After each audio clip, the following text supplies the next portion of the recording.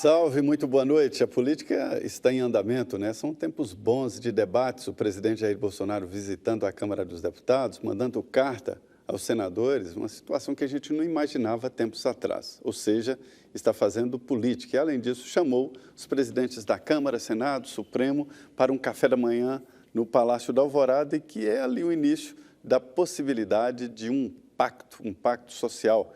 Esse nome já foi muito desgastado, mas agora volta ao debate político. Nós estamos aqui no Frente a Frente, debatendo política, mais uma vez, com o deputado Elmar Nascimento. Ele é o líder do DEM na Câmara dos Deputados, experiente, foi vereador, deputado estadual pela Bahia, agora deputado federal pela Bahia. Deputado, voltando aqui, o senhor defende uma ideia interessante de que, teoricamente, todo político, quando ele é eleito, automaticamente ele assina uma espécie de pacto, inclusive com os adversários, no sentido de que o principal objetivo é o bem-estar das pessoas e do país. Onde que esse pacto foi rompido?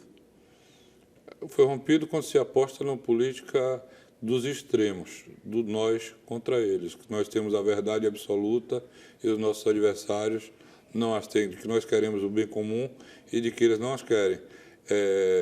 Diferente do Poder Executivo, que o presidente ganha e impõe a política que ele apresentou ao povo, no Legislativo não há isso. Há várias vozes, daqueles que defendem totalmente o governo, daqueles que têm mais independência e daqueles que foram eleitos para exercer o papel de fiscalizar, de apontar equívocos, o não cumprimento do que foi proposto na campanha. Mas eu tenho que partir do pressuposto que todos aqueles que estão ocupando algum tipo de cargo eletivo têm a obrigação de ter os superiores interesses da população brasileira acima de tudo. E para colocar acima de tudo, a gente tem que estar sempre antenado no dia a dia, o que aparece do dia a dia de legislação para votar, olhar o direito comparado de outros países, mas ver também o que pensa a população. Eu não posso fazer de conta, ter uma visão míope e fazer de conta que existiu apenas uma manifestação no domingo, que em tese é a favor do governo. Uma manifestação que pedia em primeiro lugar o quê? A reforma da Previdência. Sou a favor, sempre fui. Pedir o quê? Pacote anticrime. Sou a favor, sempre fui. Tem que combater. Acho que até deve ser mais aprofundado. Tem várias coisas do pacote proposto pelo ministro Alexandre de Moraes que é muito mais profundo do que esse. Eu acho que a gente tem que aperfeiçoar e aprovar. A estabilidade econômica eu sou a favor também. Mas não dá para a gente ignorar uma outra manifestação que foi até maior, se ela foi, digamos assim, patrocinada, se houve o envolvimento de líderes da oposição, ela é tão legítima como a que aconteceu domingo, mas foi levada à frente pelos estudantes que pediram o quê? Que não houvesse corte de investimentos na educação. Governo ou oposição? Olha, o Democratas não é nem governo nem oposição. Nós estamos numa situação que toda a pauta, e aí repito, o governo atual aderiu à nossa pauta. A pauta econômica de reformas, de criar um ambiente de segurança jurídica para investimentos, da qualificação do uso do recurso público. Isso é uma pauta que sempre foi nossa e é aplicada pelos nossos gestores. O principal deles é o prefeito de Salvador, que é o nosso presidente, que é um exemplo de administração dos conceitos que a gente defende. Essa é uma nossa pauta que nos aproxima do governo. O que é que nos afasta do governo? Quando tem uma pauta de fanatismo ideológico que joga o tal do nós contra eles.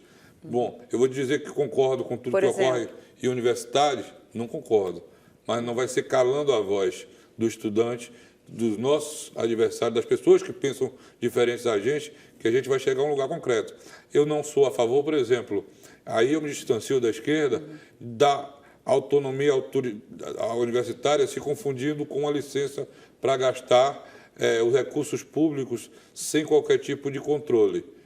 Tem que gastar com eficiência, com respeito à moralidade pública. Se o ministro da Educação tivesse apenas se atendo a esse ponto de identificar se houver eventuais excessos, teria o nosso apoio. Mas não vem falar em balbúrdia, né? Para falar em balbúrdia, de censurar uma peça teatral ou uma outra forma de manifestação de estudantes que nos pensam de uma forma ideológica diferente da gente, aí não conta com o nosso apoio. Agora o senhor vai, ou seja, pelo que eu entendi, se vier qualquer proposta de segurar recursos da educação, bloquear, o Congresso vai ser contra, no caso, pelo menos, os democratas. Nós vamos ser contra. Agora, vai se vier juntar proposta, com a esquerda. Bom, se vier propostas para cuidar do controle do gasto público, da eficiência do gasto público, porque tem muita coisa que a gente precisa identificar. Por que é que o próprio governo da esquerda, ao invés de construir e fomentar a universidade pública, preferiu investir muito em FIES e ProUni e patrocinar estudantes carentes em universidades privadas? Porque era mais barato. É mais barato. Mais barato que criar vaga em universidade? Muito rápido. Mais barato do que a pública. É mais Se barato há uma do distorção, que criar vagas nas é mais barato do que criar públicas? vaga. E se uma entidade que tem fins lucrativos e também se direcionar à pesquisa, esse tipo de coisa, ela tem um valor per capita muito mais barato do que a pública, alguma coisa está errada. E é isso que a gente tem que descobrir onde é que está errado, porque o dinheiro da universidade pública ele também é público e tem que ter controle. Agora, né? Quem tem mais condições de ter dados, ter informações, de fazer auditorias e obrigação mais do que nós todos de controlar, é justamente o Ministério da Educação. E se há esse recurso fugindo pelo ralo, eles ter que identificar e dizer onde é, de que forma vai gastar, e nisso terá o nosso apoio. O ex-ministro da Educação, Mendonça Filho, não pode ser chamado de um comunista, né? E ele geriu o Ministério da Educação muito bem ali, sem crises e tal. Agora, a indicação do Weintraub é de que o debate está exatamente nessa prioridade entre o ensino médio, o ensino fundamental e a universidade. O governo gasta 10 bilhões de reais, sem salários, nas universidades públicas. É o mesmo que se gasta no ensino médio. A universidade tem pesquisa. Vamos falar aqui do ensino fundamental. Tem uma coisa que um prefeito ligado a mim me chamou a atenção. Ele foi prefeito há 16 anos atrás. No município, que é um município pequeno, ele tinha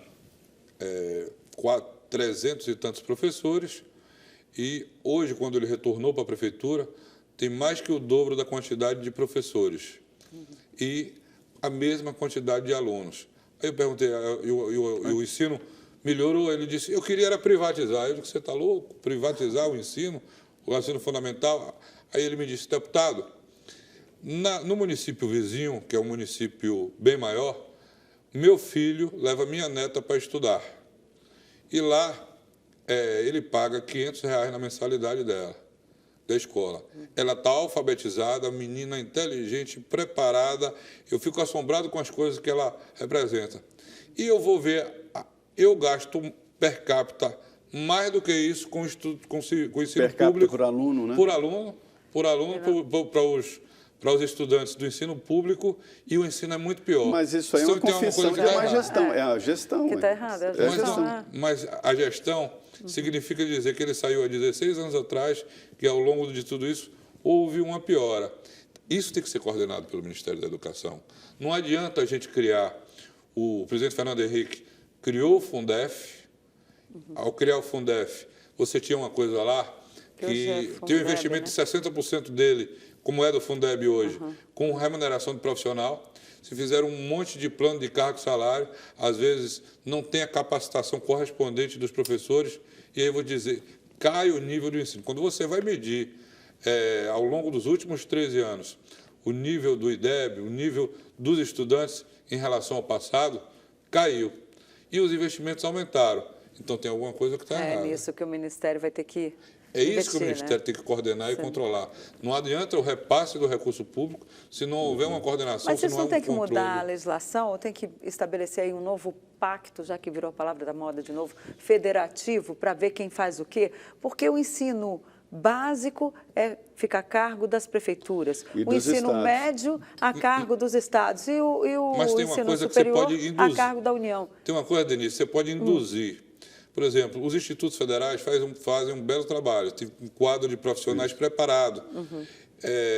você podia redistribuir melhor os institutos federais e induzir que esses cursos de aperfeiçoamento, ao invés de cursos de ensino à distância para o professorado, sejam mediante o ensino no Instituto Federal, fazendo provas, testes, capacitando, mas tenho certeza que eles estão capacitados para isso, e a própria remuneração, ela ser por mérito, Por que por que o DEM não meritocracia, fez? pelo resultado das escolas. Por que o DEM não fez isso, então, no período lá do Foi Mendoncinha? um ano Não e deu meio. tempo. Um ano e meio, o Mendonça pegou o FIES em débito, tinha 6 meses atrasado. Ia acabar. Ele recuperou, ia acabar.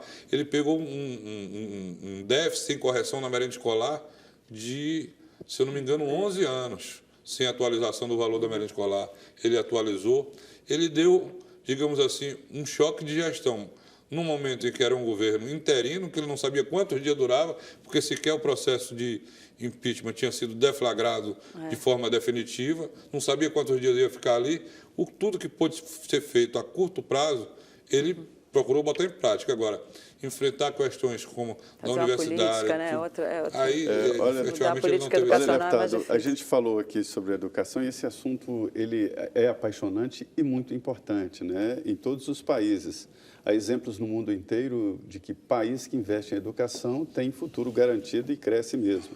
Aqui no Brasil, através exatamente dessas medições do IDEB e tal, algumas práticas a gente já sabe. Por exemplo, que não é automático a escola pública melhor, a escola particular, privada, melhor do que a escola pública. Isso não é geral.